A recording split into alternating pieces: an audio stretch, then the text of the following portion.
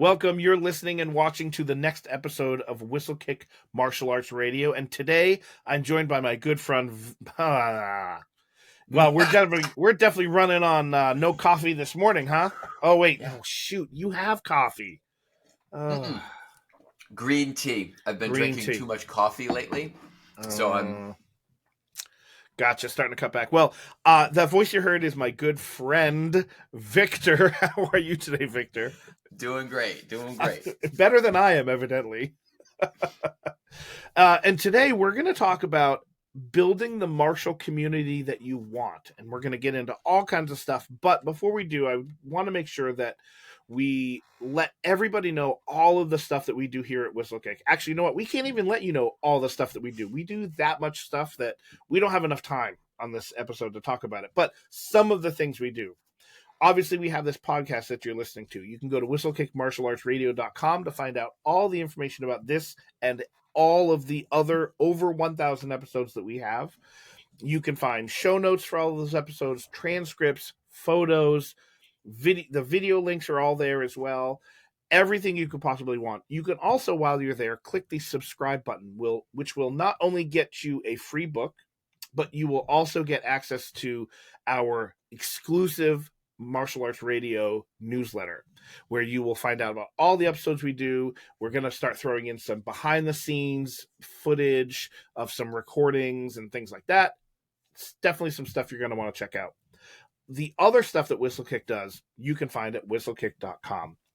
Training gear, sparring gear, apparel like shirts or hats or hoodies, books, all of that stuff, all of the events that we do, you can find all of that stuff at whistlekick.com. And you can use the code podcast15 to save yourself 15% on almost everything over there. We also would be remiss if we did not mention the sponsor of today's episode, Victor. What do we got there going on today?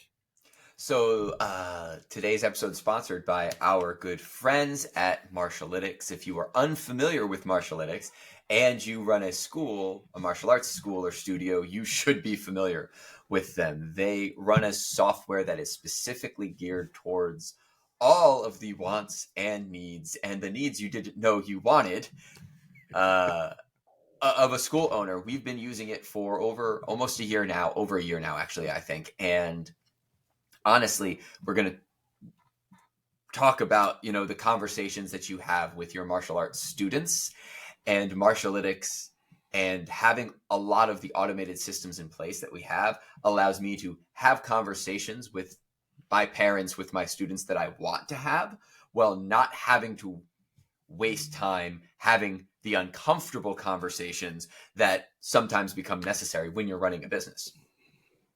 And where can they find more information about Martialytics?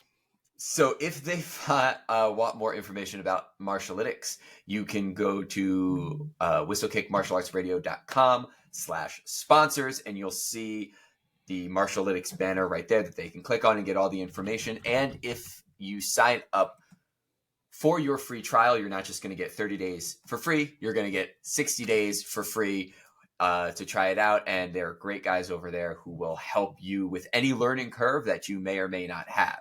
So you can get started just that easily. Awesome. So one more time, that website is Whistlekick Martial Arts Radio/partners. Mm-hmm. All right. So we are here to talk about building the martial community that you want. Now, some people would call that like I know our good friend Craig Wareham would say building the martial art culture, but we're using the word community, and that's, a very specific word. So what does that mean to you, Victor?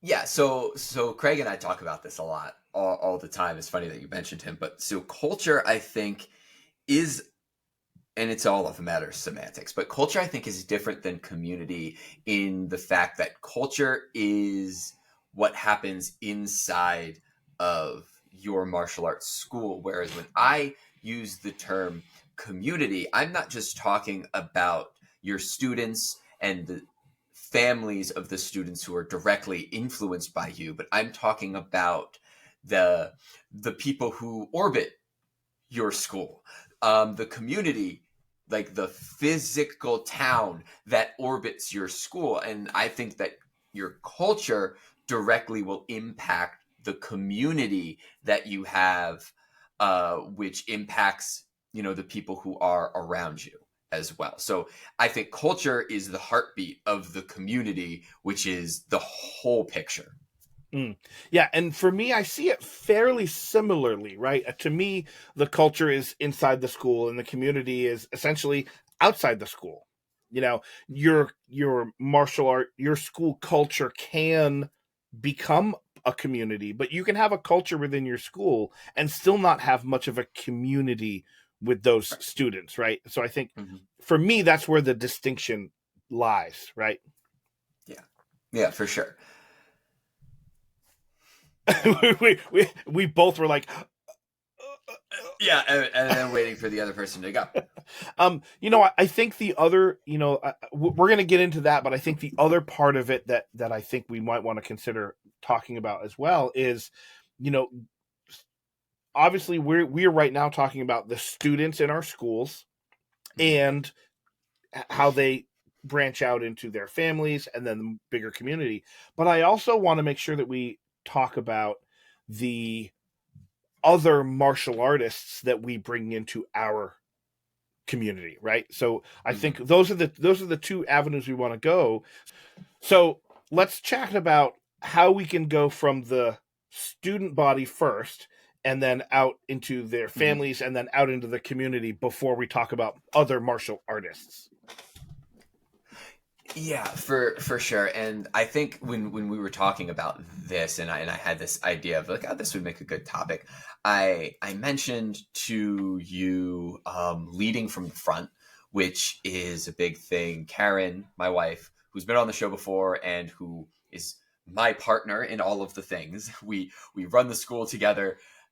We wear, you know, we wear the role of instructor together, and we talk about this, that we want to emulate the behavior that we want to see from our students. Mm-hmm. And so instead of, there's a difference between us walking onto the floor and demanding respect and walking onto the floor and nurturing the respect that we have from our students. And so we've done this from the very beginning, from secret rules that her and I have had that we discuss, and they're secret only because they uh, they only apply to her and I because we are the leaders of our school.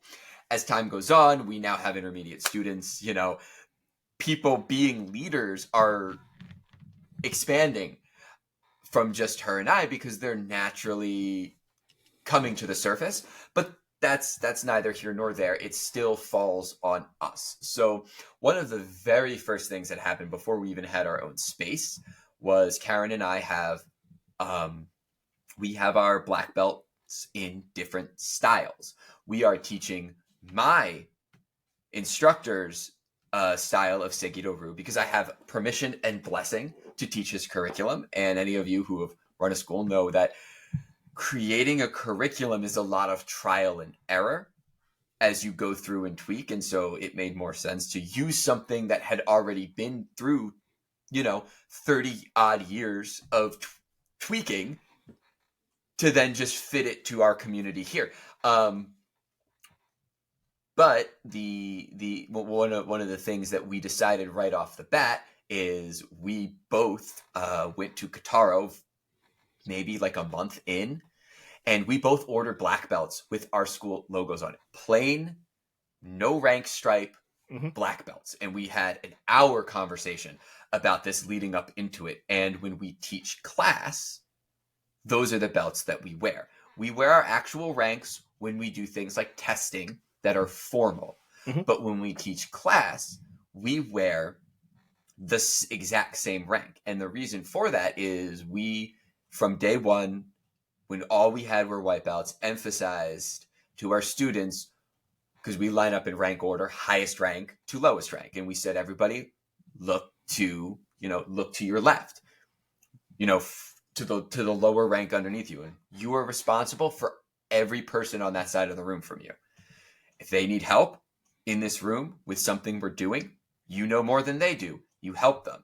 And then we pointed back at us. And I was like, Sensei and I are wearing the same belt because honestly, we are equal. Mhm. If you need help and I am indisposed, Sensei's help is not lesser than mine. We are responsible for you. That was something that was super important to us immediately right off the bat. And now what we see, now that we have green belts and yellow belts and senior white belts and all this stuff, is we see young kids going up to their peers who are the same age, but a lesser rank. If I'm helping someone, they'll raise their hand and they'll say, "Hey, Shihan, do you want me to just show him the next Epon? He knows Mhm. 1 and 2. Do you want me just to teach him number 3?" Uh, sure, go ahead. And I was like, I don't have to do anything because he knows it. Cool. And then all we have to do is go back over and tweak the little things, but he gets the basic form. And so it's cool now that we just celebrated our 2nd year anniversary to see this decision we made on day 1 actually having real life ramifications 2 years later. Mhm. you know and the only reason it is because we decided, hey, this is something that's very important to us. Yeah. Now, how do you take that sort of mindset and help bring it out of the dojo out into the local community? So everything that we do, um even the things that we're doing for our school, for our students specifically, we try to center it around the businesses that are around us. For example, I we just this past Saturday, which is yesterday, as of the recording of this, we launched a Saturday morning class, and we generally keep Saturday mornings for special events, Mhm. Mhm. or we do our toddler class. But we're like, Saturday morning there's this donut shop that closes by noon. It is our neighbor, and they are super busy Friday morning and Saturday mornings. Friday morning I teach Tai Chi class, so there are some students in there, but it's a crying shame on their busiest day on Saturday morning that all this traffic, because we have a park next to us and a park across the street from us, that all this traffic is walking by us and we look closed, Mm. because our first class doesn't start until 10. So we're like, let's start a Saturday morning class. It'll be all ages, all ranks. We'll just get people in. And so as this last month we were preparing for this class, we are like, and hey, make sure that you go next door, grab a donut, grab some coffee. And the funny thing was that when we first thought about doing a Saturday morning class, we had a super close, tight relationship with the manager of the donut shop. We don't anymore, for the best possible reasons. That manager and her fiance bought another franchise of that donut shop like a town and a half over. Mhm. So she's no longer the manager there, and it's a brand new manager who I've met a couple times. We don't have the same relationship, but still, I'm like, you know what? This is a community. Mm. Go help them.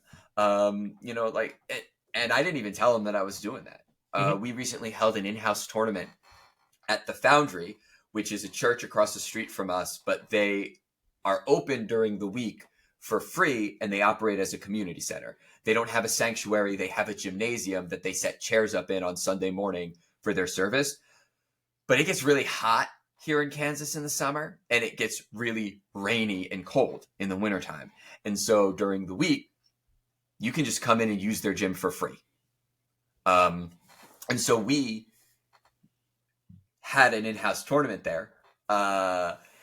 And during that tournament, we encouraged all of our parents and, hey, like, go buy stuff from the cafe, go eat. And after we were done paying for the tournament, because the tournament was just something that we held so our students would have that experience, so that when we go to other invitational tournaments, that's not their first experience, Mhm. and we donated any profit that we made off of that tournament to the Foundry. So the Foundry made the money. We were just using their space for them. But we are always looking for ways to partner with the community around us, regardless of if all we get is experience from it. Mhm. Um, So there have definitely been studies that have shown that people who live in residential neighborhoods, the people that get to know their neighbors live a happier, less stressful life mhm, because they know the people that are around them, as mhm, opposed to living and not knowing who's around you. And so I don't know that there's been studies of that with martial arts school owners, but yeah.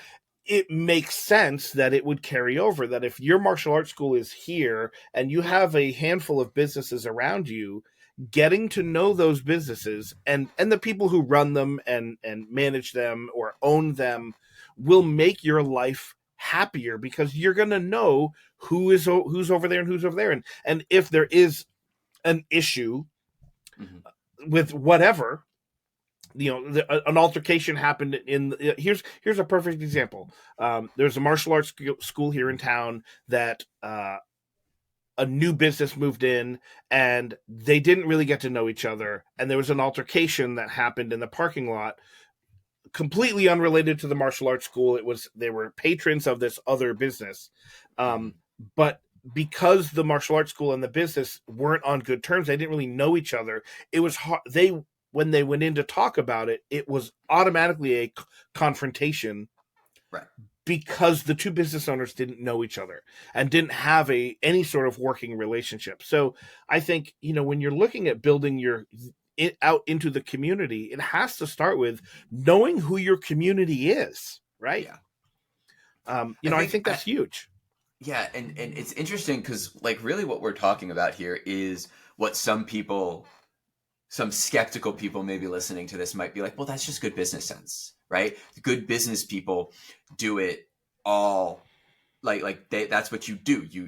You network, you wheel and deal. But I I always reference back to there was this moment where my my household oft was one growing up where any number of theological, philosophical, morality conversations were going on once, and there's a scene in the life of Jesus where he gets on a mountain and just starts talking for like 5 chapters. It's called the Sermon on the Mount, and my dad was referencing it one day, and he wrapped it up, and I remember because he walked around the house jokingly yelling this all the time, and he was like, "It's about your heart. Like outward action doesn't matter as much as your intention matters." So there is a difference between going to the donut shop and be like, "Hey, I'm gonna scratch your back. You better scratch mine." To, I'm gonna just be the good in the world around me, Mm-hmm. and because that's just how we should be as humans. And I'm trained to run ministries out of religious organizations. That's what my college degree technically is in. But just because I work in the private for-profit sector doesn't mean that I can't take all of that training and still apply it, which is what Karen and I try to do. And it honestly, like, I think that the world is filled with darkness, so why not be one bright spot Mm-hmm. in someone's day? And it's funny because this is kind of how we've been operating off of 2 years, and we have Free Training Day Midwest #2 Mm-hmm. coming up in a month. Dear God. Um, and I'm trying to get sponsors and things like that. I called Rudy's, which is this Mexican restaurant across the street from us. And I was like, "Hey, can I talk to the manager? This is my first time ever reaching out because the manager's never been there when I've been there to walk in person and did the Mm-hmm. thing I don't like." We've talked about it, Andrew, calling on the phone as opposed to walking into the place. Absolutely. And I introduced myself. "Hi, I'm Victor. I work for, I'm calling on behalf of Whistlekick Martial Arts, but, my wife and I own the martial arts school across the park." "Oh, you're that school right there across. Yeah, what can I do for you, Vic?" And all of a sudden, I'm having a conversation.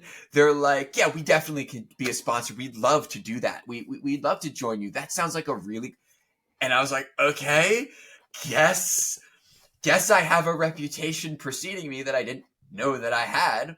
But it's just that thing is that we're all in this thing together as small business owners, and therefore, yeah, let's help each other out. And there is a benefit. It's not saying that that's why we do what we do, but it's okay to let the good fruit come back on you for the good seeds that you're throwing out.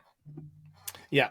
Yeah, and I think everybody listening will see that and get that, and it makes complete sense. You know, you want to know the community that you're living in so that you can be a part of it and help foster the change that you want to see. Mm-hmm. Right. Yeah. Now, the other side of this coin that I definitely wanted to talk about was building the martial community you want in the actual martial sense.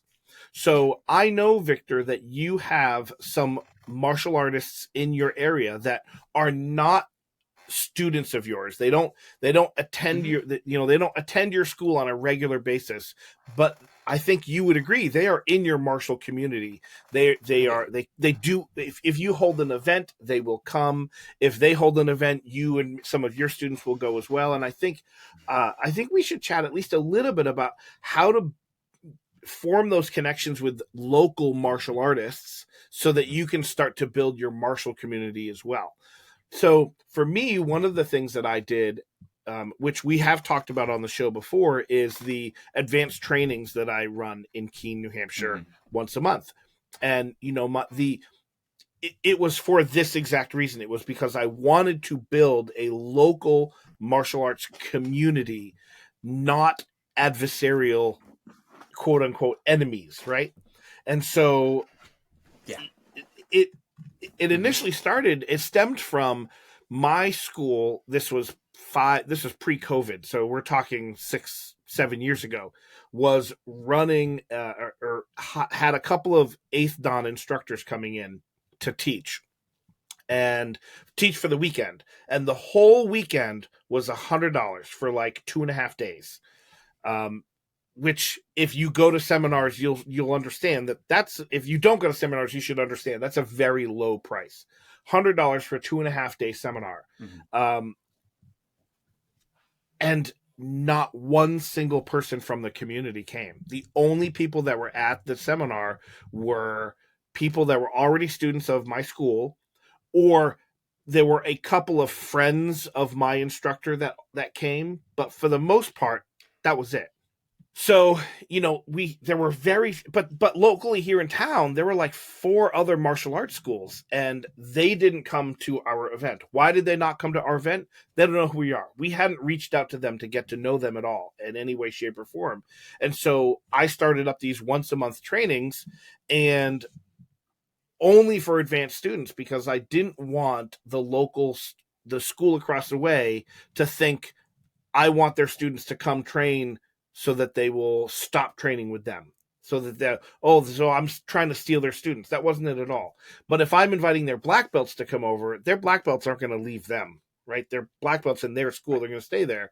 And it was a way to get my foot in the door, talk to these other school owners, invite them to come to a free training session where every month it's a different teacher. One month I might have them teach. I'm going to this school owner, hey, next month, do you want to teach? And then the next month it'll be this other teacher over here. And it helped me to build a community so that when we did hold events in town, those people are more likely to get involved. Now, I know you've done something similar. Yeah. Can you talk a little bit about that for you? Yeah, so we unashamedly stole that idea from you, for the same reasons that you were talking about wanting it, but also, like I said, when Karen and I started, all of our students were white belts, and for her and I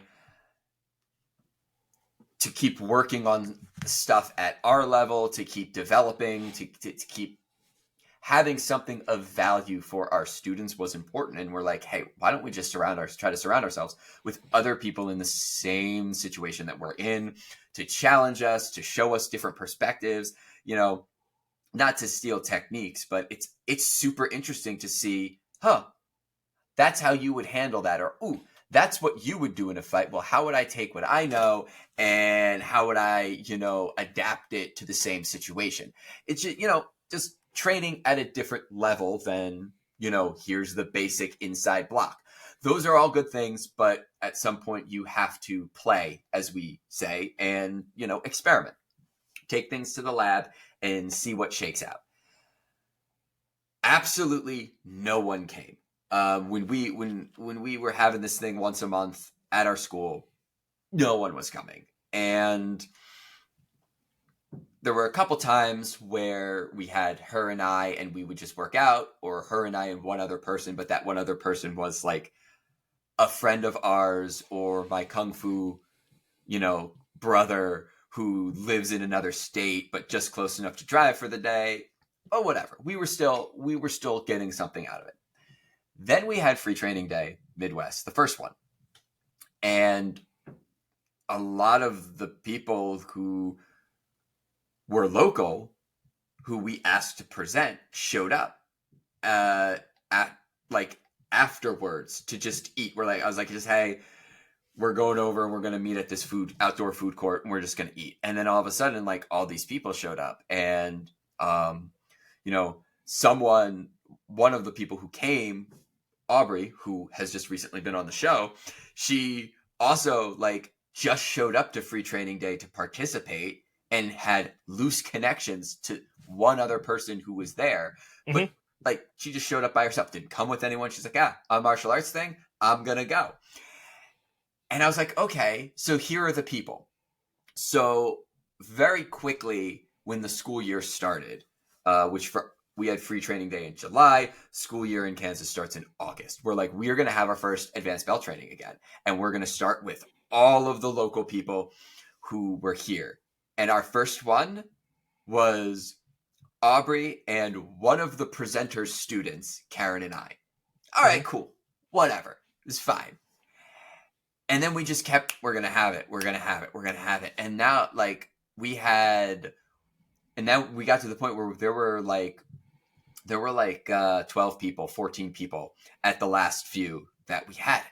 And I was like, okay, so here's the group, here's the community.